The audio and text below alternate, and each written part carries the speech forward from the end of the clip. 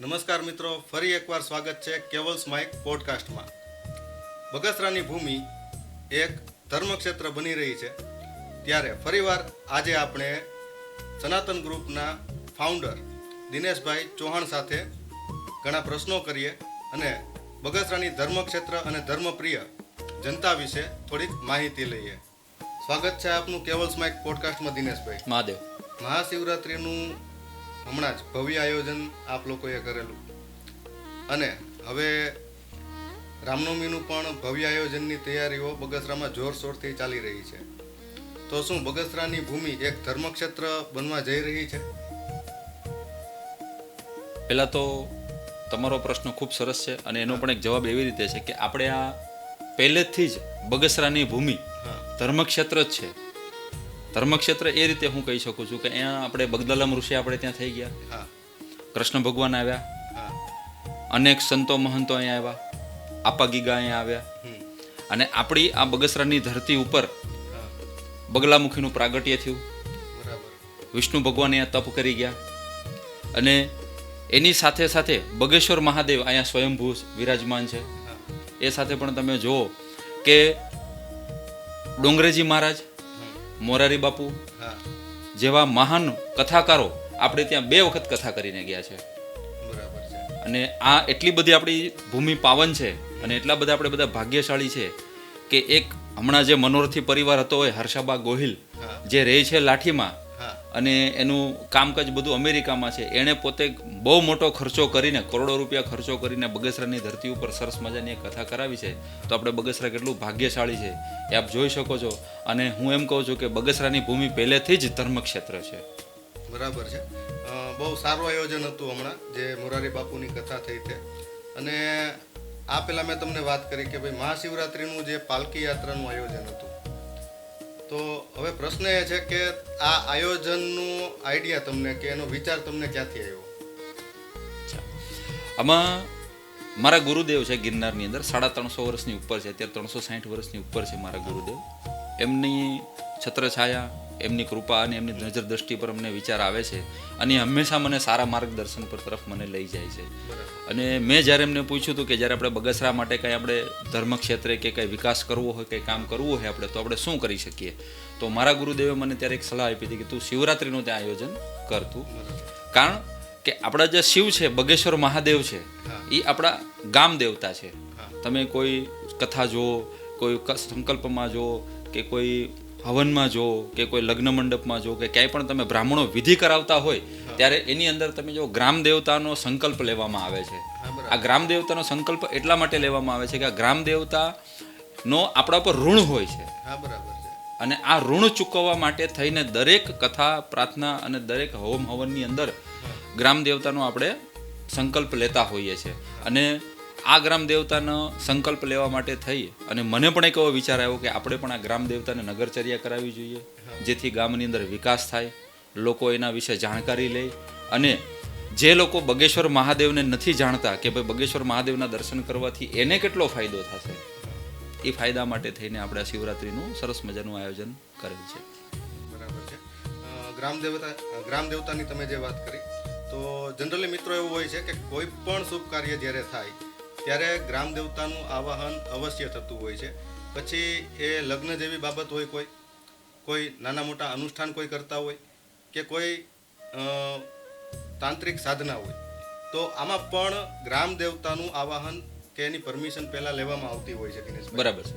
અને ત્યારબાદ જ કોઈ સિદ્ધિની પ્રાપ્તિ થતી હોય છે. બરાબર છે. અથવા મેં એવું સાંભળેલું છે કે ઘણીવાર કે ભાઈ તમારા ઉપર કોઈ તંત્ર પ્રયોગ કે એવું કોઈ કરે તો એ પ્રયોગ જો તમારી ગ્રામ દેવતાની કૃપા હોય છે તો એ પ્રયોગ તમારા સુધી પહોંચતો નથી. સાચી વાત છે. તો ખૂબ સારી વાત કરી આપે કે ભાઈ ગ્રામ દેવતાની જે આપણે ભક્તિ કે એની કૃપા ખરેખર આપણે મેળવવી જોઈએ. એનું મહત્વ ખૂબ છે, ખૂબ મહત્વ છે એનું, આપણા શાસ્ત્રોમાં ખૂબ મહત્વ છે. હવે તમે મહાશિવરાત્રિ પર્વમાં બગલામુખી માતાજીની જાહેરાત કરેલી, તો એના વિશે થોડોક વધારે પ્રકાશ પાડો કે ભાઈ એનું અને બગદાલમ ઋષિનું કે બગેશ્વર મંદિર સાથે કઈ કનેક્શન ખરું કે નહીં? હવે મારી પાસે અમુક એના પ્રમાણો છે. એ પ્રમાણોની અંદર અમે લોકો એને પ્રમાણિત કર્યા પછી અમે લોકો જાહેરાત કરી કે હજારો વર્ષો પહેલા એક બહુ મહાભયંકર તોફાન આવ્યું અને તોફાનથી બચવા માટે સૃષ્ટિનો નાશ થઈ જાય.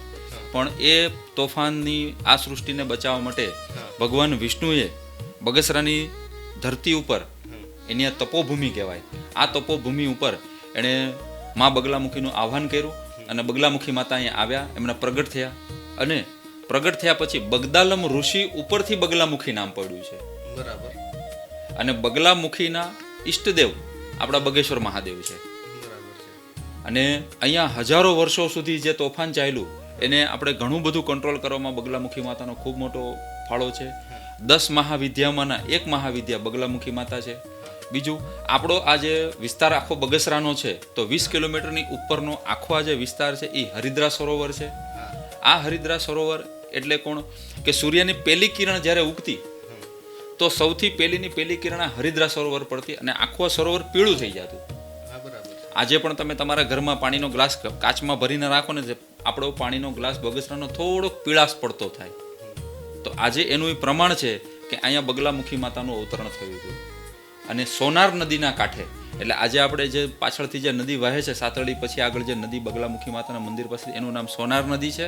અને આજે બગલામુખી માતાનું અહીંયા ખૂબ મોટું પ્રાગટ્ય છે અને શાંતિપીઠ તરીકે આપણે અહીંયા બગલામુખીને સ્થાપના કરી છે. અને બગસરાના ખૂબ મોટા વિકાસ માટે અને બગસરાની ઉપર એની કૃપા હોવાથી બગસરા ઉપર કોઈ પણ જાતની વિદ્યાઓનું કે એની અસર થતી નથી અને કોઈ જાતના શ્રાપની અહીંયા અસર થતી નથી. એનું મૂળ કારણ છે મા બગલામુખી માતા અને બગેશ્વર દાદા. બરાબર છે. તો એવું પણ બની શકે કે આપણે એને ભૂલ્યા છીએ કદાચ. બગસરા છે એ બગલામુખીને, મારા ખ્યાલથી બગસરાની ઘણી જનતા એવી છે કે જેને બગલામુખી વિશે ખ્યાલ નથી. અને આપણે સાથે જ બગલામુખી માતાજીના મંદિરની વિઝિટ કરી હતી, દર્શને ગયા હતા આપણે.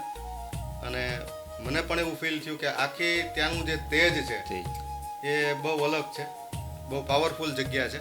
અને મિત્રો, ખરેખર બગલામુખી માતાજીનું મંદિર બગસરાથી ને એપ્રોક્સ 10-15 કિલોમીટર દૂર 14 કિલોમીટર ગામે છે.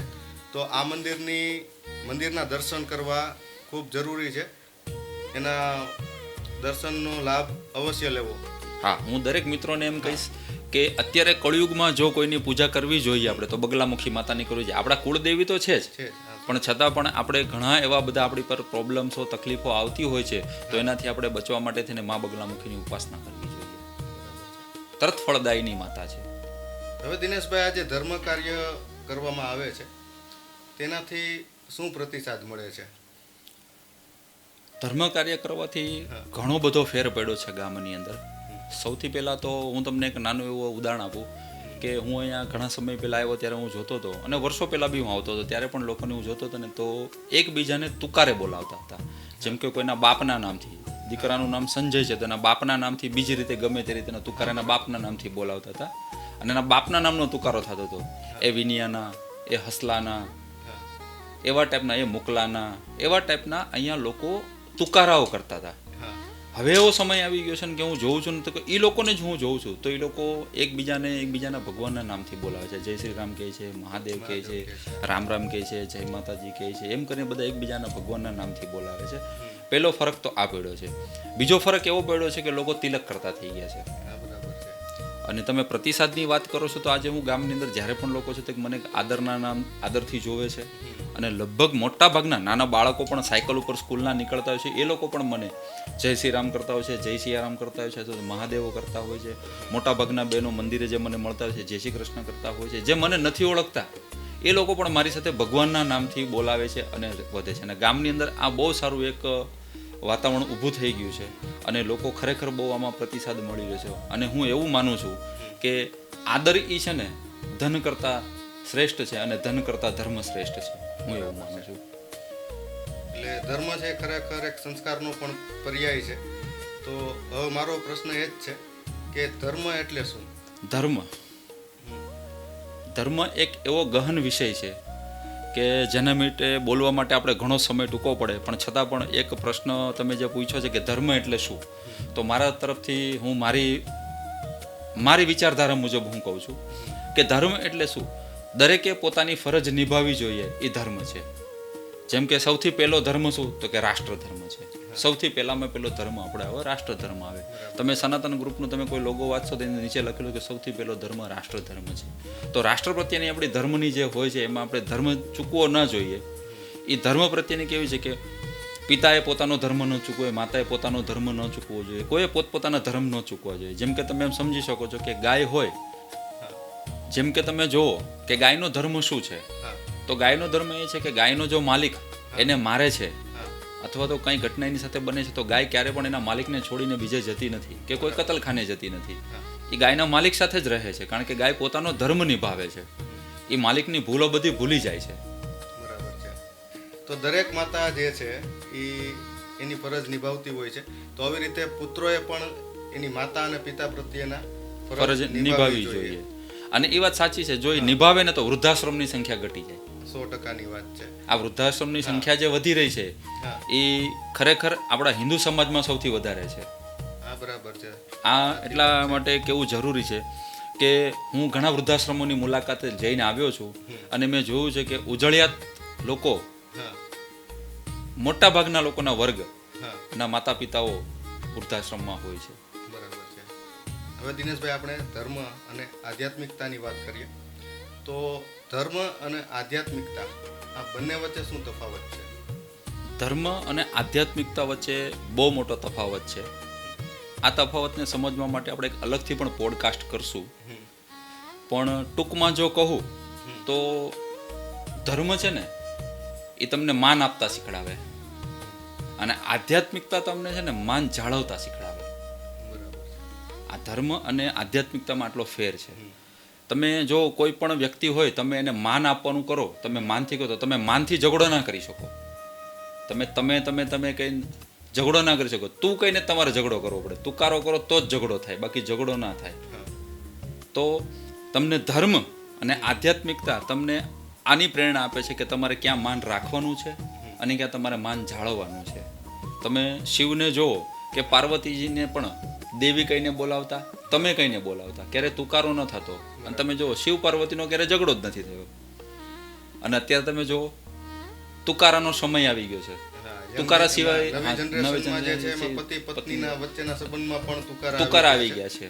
ખરી વાત છે. એ તુકારાના હિસાબે આ બધું થઈ ગયું છે. ને જે સમાજની અંદર તુકારો આવી જાય ને એ બહારથી તો ઉજળો હોય પણ અંદરથી ખોખલો હોય છે. આટલો ફરક છે આ બેની વચ્ચે. હવે વાત કરીએ આપણે બગસરાની ભૂમિની. તો બગસરાની ભૂમિના મંદિરો જેટલા છે અને સત્સંગો ઘણા લોકો કરતા હોય છે, તો આ વસ્તુની સમાજ ઉપર શું અસર છે? ખૂબ જ પોઝિટિવ અસર છે, સકારાત્મક અસર છે આના પર લોકો ઉપર. તમે બગસરાને તમે જુઓ તો અહીંયા એટલા બધા અગણિત મંદિરો છે અને બધાય પ્રભાવશાળી મંદિરો છે. બગેશ્વર મહાદેવ છે, રત્નેશ્વર મહાદેવ છે, જડેશ્વર મહાદેવ છે, પૂજ્ય આપા ગીગાની જગ્યા છે. તમે અહીંયા અસ્તળની જગ્યા જુઓ, સતવારાના રામજી મંદિર જુઓ, મીણબાઈનો રામજી મંદિરનો ચોરો જુઓ. ખૂબ બધી એવી જગ્યાઓ છે અહીંયા અને ખૂબ એટલી પ્રભાવશાળી જગ્યાઓ છે કે લોકો અહીંયા જ્યારે એના દર્શન કરવા જાય છે તો એનો પ્રભાવ લોકો ઉપર ખૂબ સારી રીતે પડે છે. એ સિવાય અહીંયાના આપણા બગસરાના મંદિરો તમે જુઓ તો અહીંયાના સંતો મહંતો ખૂબ જ સારા સારા ઉત્સવો ઉજવે છે. બગસરાની પ્રજાને એકત્રિત કરવા માટે એ લોકો અવનવા પ્રયોગો કરી અને લોકોને ધર્મ તરફ વાળવા માટે, ભક્તિ તરફ વાળવા માટે એ લોકો ખૂબ સારા પ્રયત્નો કરતા હોય છે. અને સત્સંગ ઉપર જો કહેવા જવું જાય તો મારો કહેવાનો પ્રશ્ન જવાબ એવો છે કે જ્યાં સત્યનો સંગ થાય ને એને સત્સંગ કહેવાય. બરાબર છે. અને ત્યાં જ જ્યાં સત્ય હોય ત્યાં ધર્મ હોય અને ધર્મ હોય ત્યાં આધ્યાત્મિકતા હોય. એટલે સત્સંગ એ એવી દિશા છે કે જે લોકોને ધર્મ તરફ વાળે છે. જ્યાં સત્યનો સંગ થાય અને સત્સંગ કહેવાય. ખૂબ સરસ. તો દિનેશભાઈ, આધ્યાત્મિક પ્રવૃત્તિઓ દ્વારા સમાજમાં એકતા કેવી રીતે વધે? સામાજિક પ્રવૃત્તિ એવી છે કે તમે જુઓ કે કોઈ પણ માણસને આપણે એમ કહી શકીએ તો આપણે એમ કહી શકીએ કે માણસ એક સામાજિક પ્રાણી છે. માણસ સમાજમાં રહે છે ને એટલે પશુથી અલગ તરીને આવે છે. એટલે સામાજિક માણસને રહેવું હોય તો ધાર્મિક પ્રવૃત્તિઓ કરવી પડે. ને ધાર્મિક પ્રવૃત્તિઓ એવી છે કે ધર્મની સાથે જ્યારે તમે આવી બધી પ્રવૃત્તિઓ કરતા હો, જેમ કે પાલખી યાત્રાઓ છે, આવા પ્રોસેશન્સો છે, એ સિવાયના કોઈક ભજનો છે, સુંદરકાંડ પરિવારોના સુંદરકાંડ સરસ મજાના થઈ રહ્યા છે, હનુમાન ચાલીસાના પાઠ થઈ રહ્યા છે આપણા ગામની અંદર. આનાથી શું થાય કે અલગ અલગ જ્ઞાતિના લોકો ત્યાં ભેગા થઈને અને આવી ધાર્મિક પ્રવૃત્તિઓ કરતા હોય છે.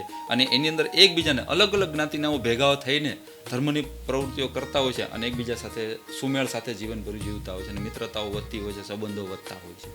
આટલો અસર હોય છે આધ્યાત્મિકતાની અને સત્સંગની. બરાબર છે, સારી વાત છે, ખૂબ સરસ વાત કરી. હવે બગસરા શહેરમાં કોઈ ધાર્મિક ગ્રુપ બનાવવું હોય તો તેના માટે શું કરવું જોઈએ? જો બગસરાની અંદર કોઈ આધ્યાત્મિક ધાર્મિક ગ્રુપ બનાવવું હોય તો સૌથી પહેલાં તો દરેક જ્ઞાતિના એક સભ્યને ફરજિયાત લેવા પડે તમારે. પછી જરૂર નથી કે એ સમાજનો એ અગ્રણી જ હોય, એનો નાનો માણસ પણ ચાલે, જેથી એ સમાજ વિશે એકબીજા સાથે એ લોકો ચર્ચા કરી શકે કે અમારા સમાજમાં આ કયા કાર્યક્રમો છે, અમારા સમાજમાં આ સંતો થઈ ગયા છે, અમારા સમાજમાં આવા ટાઈપનું થાય છે, અમારા સમાજમાં આવા કાર્યો થાય છે. એવા એ લોકો અંદર અંદર એકબીજા બેસીને ચર્ચા કરી શકે અને બહુ સારો પ્રોગ્રામ આગળ ભવિષ્યમાં દરેક સમાજ સાથે રહી શકે અને એવો આધ્યાત્મિક પ્રોગ્રામ એ લોકો કરી શકે.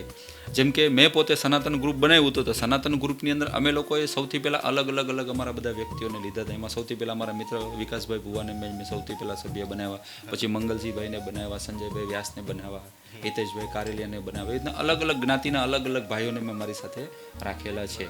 એનાથી ફેર એટલો બધો પડી ગયો કે તમે ગામની અંદર તમે જો કેટલો બધો વિકાસ થયો, ગામની અંદર જો કેટલા બધા આધ્યાત્મિક કાર્યક્રમો ચાલુ થયા. અને તમે શિવરાત્રિમાં બી તમે મારું કદાચ સ્ટેજ ઉપરથી કદાચ સાંભળ્યું હોય તો હું બોલ્યો હતો કે ગામની અંદર અલગ ગ્રુપો તૈયાર થાવ, ગામ તૈયાર થાવ, શેરીએ તૈયાર થાવ અને દરેકે ગ્રુપો આધ્યાત્મિક કામ કરો. આવી યાત્રાઓ કરો, સુંદરકાંડના પાઠ કરો, હનુમાન ચાલીસા કરો, નથી સમજમાં આવતો ભજન કરો, ડાયરા કરો, તમને જે મજા આવે એ કરો, પણ ધર્મના કામના, ભગવાનના કામના ને આધ્યાત્મિક કામના તમે કામ કરો. એના માટે થઈને તમારે જે કરવું હોય એનું પરિણામ પણ અમને બહુ સારું મળ્યું. જેમ કે વિશ્વ હિન્દુ પરિષદનું પદ મારા સુધી આવ્યું હતું અને એ પદ મેં અમારા જ એક મિત્રને આપી દીધું કે આથી હવે વિશ્વ હિન્દુ પરિષદના પ્રમુખ મારી બદલે આ ભાઈને જ બનાવો. અને અમે એ ભાઈને બનાવવાના જે પરિણામ આપણે બધા જોઈ રહ્યા છીએ. એનું કારણ શું છે કે ધર્મ એક જ વસ્તુ શીખડાવે છે, આપતા શીખડાવે છે. એટલે હું એવું કહેવા માંગુ છું કે ધર્મના ગ્રુપ બનાવવાથી તમે સમાજને કંઈક નવું આપશો, સમાજ તમારી સાથે જોડાશે અને તમારા બધામાં સુમેળ, પ્રેમ અને એકતા વધશે. એટલે આપણે આધ્યાત્મિક ગ્રુપ બનાવવા માટે દરેક વ્યક્તિઓ અલગ સમાજના સાથે ભેગા જોડીને કામ કરવું જોઈએ. બરાબર છે. તો તમારું મંતવ્ય એવું પણ છે કે માનો કે અત્યારે બગસરામાં સનાતન ગ્રુપ કાર્યરત છે, પછી વિશ્વ હિન્દુ પરિષદ પણ કાર્યરત છે. હા, જેમ હજી આવા ગ્રુપ બનવા જોઈએ. હા, હવે તમે સમજો કે આખા ભારતની અંદર રામનવમીનો તહેવાર ઉજવવા માટે થઈને જ વિશ્વ હિન્દુ પરિષદની સ્થાપના થઈ છે. બરાબર. આ કોઈને કદાચ બહુ ઓછા લોકોને જાણ હશે કે રામનવમી જેવો રામનો મહા તહેવાર ઉજવવા માટે થઈને, આ મહાપર્વની પાવન પર્વ ઉજવવા માટે થઈને વિશ્વભરની અંદર વિશ્વ હિન્દુ પરિષદની સ્થાપના કરવામાં આવી છે. અને આખા ભારતની અંદર જેટલી પણ રામનવમીની શોભાયાત્રા નીકળે છે એ વિશ્વ હિન્દુ પરિષદ અને બજરંગ દળ દ્વારા જ આયોજિત હોય છે, એના સિવાય કોઈ આયોજિત હોતું નથી. અમે લોકો પણ ગયા વર્ષે હતા, આ વર્ષે પણ છે, દર વર્ષે અમે હશું. આની પહેલાં પણ અમારા આપણા જૂનવાણી જે લોકો હતા એમાં પણ અમે લોકો કાર્યરત હતા અને હર વર્ષે અમે કાર્યરત રહેતા હોઈએ છીએ. કારણ કે રામનું કામ છે, આમાં રામના કામમાં ભાગ ના હોય. 100%. હવે દિનેશભાઈ, ગ્રુપની વાત આવી તો પ્રશ્ન એવો પણ આવે તો ઘણીવાર ફાઇનાન્શિયલ કન્ડિશનની વાત કરીએ આપણે તો આ ગ્રુપ પાસે ઘણીવાર પૈસા વધતા હોય છે કે ઘટતા હોય છે, એવું બનતું હોય છે. તો ઘણા લોકોને એવું જ હોય છે જનરલી કે ગ્રુપમાં પૈસા વધે છે, કેવા આયોજન કરવાથી પૈસા વધતા હોય છે. તો આ વાત કેટલી સાચી છે કે અથવા તો જો કોઈ પૈસાની ઘટ પડતી હોય તો આ ગ્રુપે કેવી રીતે એને પુરવાર કરવું પડે? વાત ઘણી સાચી છે તમારી. અત્યાર સુધીમાં બગસરાની અંદર જે લોકો પણ આવા ગ્રુપ ચલાવ્યા છે, જે લોકોએ ધાર્મિક પ્રવૃત્તિઓ કરી છે, એ લોકોના મંતવ્ય પણ મેં લીધા હતા. એ લોકો સાથે પણ મારી ચર્ચા થઈ હતી. ત્યારે મને એવું ઘણું બધું જાણવા મળ્યું છે કે જ્યારે તમે આવા ટાઈપના કાર્ય કરતા હો છો ધર્મને લઈને, ત્યારે થતું શું હોય છે કે એક રકમની ઘટ પડતી જ હોય છે. કારણ કે ઘણીવાર તમે ન ધારેલું પણ આયોજન અંદર વચ્ચે આવી જતું હોય છે. આપણું એક આયોજનબદ્ધ તો કામ ચાલતું હોય છે, પણ સાથે એક્સ્ટ્રામાં પણ કંઈક કામ થઈ જતું હોય છે. એવું આપણે વધારે સારું કરવા માટે લોકો વધારે જોડાય, વધારે સારું થાય, એના માટે થઈને આપણે કામ કરતા હોઈએ છીએ. અને આ કામ જ્યારે અમે કરતા હોઈએ છીએ ને ત્યારે અમે એમ સમજો કે સારામાં સારું, બેસ્ટમાં બેસ્ટ અમે અમારા તરફથી 100% આપવાની અમે કોશિશ કરતા હોઈએ છીએ. અને જેને પણ કામ સોંપ્યું છે, કોઈ મ્યુઝિશિયનને કામ સોંપ્યું છે, લાઇટવાળાને કામ સોંપ્યું છે, મંડપવાળાને કામ સોંપ્યું છે, ત્યારે એ લોકો પણ આવું જ અમારી સાથે કરતા હોય છે કે બને ત્યાં સુધી અમે પણ સારામાં સારું, બેસ્ટમાં બેસ્ટ અમે કામ આપીએ. એટલે થતું કેવું ને કે પાછળથી વધતું જતું હોય કે આજે 50 ટેબલની અમે વાત કરીએ તો કારણે ઘણીવાર 60 ટેબલ થઈ જાય, 65 ટેબલ થઈ જાય, 70 ટેબલ થઈ જાય, તો એ 20-30 ટેબલની જોગવાઈ ના હોય. બરાબર છે. ઘણીવાર કોઈ મંડપની જોગવાઈ અંદર ન હોય, 2 ફોક્સની જોગવાઈ અંદર ન હોય, કોઈ વસ્તુઓની બી જોગવાઈ ન હોય. ઓલરેડી દરેક જે લોકો અમને સાથ સહકાર આપે છે એ લોકો સૌથી ઓછા પૈસા અમારી પાસેથી લે છે. બરાબર. બહુ વ્યાજબી કિંમતે અમારી સાથે કામ કરે છે ધર્મના નામે. એ લોકો બી પેટ લઈને બેઠા છે, એટલે અમે બી એને બહુ કાપતા નથી. એ લોકોની પણ વ્યાજબી કિંમત એને આપીએ છીએ. પણ જે એક્સ્ટ્રા કામ જે થતું હોય છે એ વધારેના અમારા પૈસા થતા હોય છે. અને એની જે ઘટ પડતી હોય છે તો એ હું સ્વયં પોતે ભોગવતો હોઉં છું અને લોકોને દેતા હોઉં છું. અને આજે 3 વર્ષની અંદર લગભગ મોટા ભાગના લોકોના અમે લોકોએ પૈસા ચૂકવેલા છે. છેલ્લા કોઈ પ્રોગ્રામ બાકી હોય, છેલ્લો પ્રોગ્રામ થયો તો એના કંઈ થોડા ઘણા બાકી હોય તો 1-2 કોઈક વેપારીના બાકી હોય જ, પણ એને બી થોડા કરીને અમે લોકો ચૂકવતા હોય છે. અત્યાર સુધીમાં ગામમાં 3 વર્ષની અંદર કોઈ પણ વેપારીના પૈસા અમે બાકી રાખેલા નથી. પૈસા બાકી નથી રાખ્યા, પૈસા બાકી રાખ્યા છે આવા લોકમુખે શું કામ એને વાતો આવે છે કે જે લોકોને સત્ય જાણવું છે એ મારા સુધી નથી આવતા. બરાબર. એ લોકો ગામમાં જાય છે, બીજા લોકોને પૂછે છે કે કેમ થયું, કેમ નુકસાની ગઈ, કેમ ઘટ પડ્યું, શું છે હિસાબ કિતાબ. એવું ગામમાં, એટલે તમને ગામમાંથી અસત્ય જ જાણવા મળે, સત્ય જાણવા ન મળે. સત્ય તમને મારી પાસેથી જ જાણવા મળશે, કારણ કે હેન્ડલ કરતા સનાતન ગ્રુપ જ છે. તમે અમારા 5-10 સભ્યો સાથે બેસો, અમે કાર્યાલય કર્યું તો ત્યાં આવીને અમારી સાથે ચર્ચા કરો, તમે અમારી વાત સાંભળો, અમારા પુસ્તકો, અમે જે નોટબુક, અમારો હિસાબ કિતાબ એ બધું જોવું પડે તમારે. પણ ત્યાં કોઈ આવે નહીં. અમે 3-2.5 વર્ષ જેવું અમે લોકોએ કાર્યાલય રાખ્યું, કોઈ આવતું નહોતું બેસવા માટે. અમારે કોને વાત કરવી? પછી કે ઘરે કે ગામમાં તો આપણે દેવાય નહીં, કોઈને કાંઈ ચોખવટ કરવા તો જવાય નહીં. જે કાંઈ લોકો આવે છે એ ખાલી બસ વાતો કરે છે અને જાય છે, વાતો કરે છે અને જાય છે. એટલે લોકમુખે આવી વાતો આવવાની છે એ બહુ સામાન્ય વસ્તુ છે. સત્ય જાણવા માટે તમારે સત્યને જ પકડવું પડે. હવે દિનેશભાઈ, ફરીવાર આપણે એક ધર્મની વાત કરીએ. ગુસ્સો, ઈર્ષા અને અહંકાર, આને કાબૂમાં રાખવા માટે ધર્મ કઈ રીતે મદદરૂપ થઈ શકે? સારો પ્રશ્ન છે. આને કાબૂમાં રાખવા માટે થઈને તો સૌથી પહેલાં તમારે તમારું અસ્તિત્વ અને તમારું સત્ય સ્વીકારી લેવું જોઈએ. અસ્તિત્વ અને સત્ય સ્વીકારવાનું કારણ શું છે કે આપણે કાંઈ પણ લીધા વગર જન્મ્યા છીએ. બરાબર છે. અને બધું મેળવી લેવા માટે જીવીએ છીએ. અને છેલ્લે જ્યારે આપણે મરણ પામીએ છીએ ત્યારે કાંઈ લઈને સાથે જતા નથી. જો આટલું પરમ સત્ય, જે સનાતન સત્ય જેને કહેવાય, જે આપણે એટલું સ્વીકારી લઈએ તો આપણે ઈર્ષ્યા, ક્રોધ, ગુસ્સો, અહંકાર બધું આપણે છોડી દેવું જોઈએ. અને રામનું કામ કેવું છે? અભિમાનનો નાશ કરવાનું છે. એવી રીતે હું એક સરસ મજાની 2 લાઈન કહીશ તમને, જો કદાચ તમને અનુકૂળ પડે તો, અને મારા દર્શક મિત્રો પણ જો આ વાત સાંભળી શકે તો, કે કારણ વગર ફરું છું હું કારણના નગરમાં, ગાંડો બનીને ફરું છું હું ડાપણના નગરમાં. લોકો હસી ઉડાવે છે મારી ભર બજારે કે હું રામને શોધું છું રાવણના નગરમાં. વાહ, ખૂબ સરસ.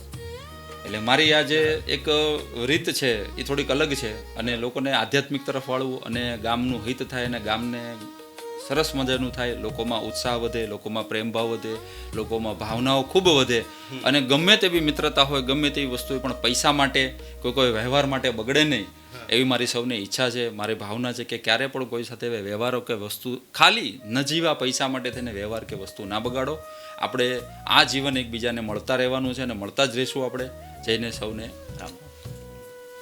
બરાબર છે. તો હવે પોડકાસ્ટના અંતે, અને હવે રામનવમી આવી રહી છે, તો બગસરાની જનતાને આપ શું મેસેજ આપવા માંગો છો? હું અંતમાં તમામ દર્શક મિત્રોને, બગસરા નિવાસીઓને તેમજ આખા ભારતવાસીઓને એક જ વસ્તુ કહેવા માંગીશ કે સનાતન ધર્મનો પહેલો નિયમ છે કે રાષ્ટ્રધર્મ સનાતન છે એ પોતાને પણ રાષ્ટ્રધર્મમાં સર્વોપરી માને છે, કે રાષ્ટ્રધર્મ છે એ સર્વોપરી છે. તો આપણે રાષ્ટ્રધર્મ તરીકે જો આપણે રાષ્ટ્રને સુરક્ષિત રાખવું હોય અને એને ખૂબ આગળ વધારવું હોય તો આપણે બધાએ એક થઈને રહેવું પડશે. અને આપણી એકતા એ જ આપણી અખંડતા છે. અને સનાતન ધર્મની અંદર આ એકતાને અખંડતા શીખડાવવામાં આવે છે. એટલા માટે થઈને આપણે સનાતન ધર્મને સાથે લઈને ચાલવો જોઈએ અને આપણે રાષ્ટ્રપ્રેમ અને રાષ્ટ્રહિતની વાત કરવા માટે થઈને આપણે રાષ્ટ્રધર્મ માટે રામ આપણા આદર્શ છે. એટલે આપણે રામનવમી આવે છે એમાં ફરી આપણે એકતા સાથે કામ કરશું અને રામ ભગવાનની રામનવમી આપણે ભવ્યથી ભવ્ય ઉજવશું. સૌને જય જય શ્રી રામ.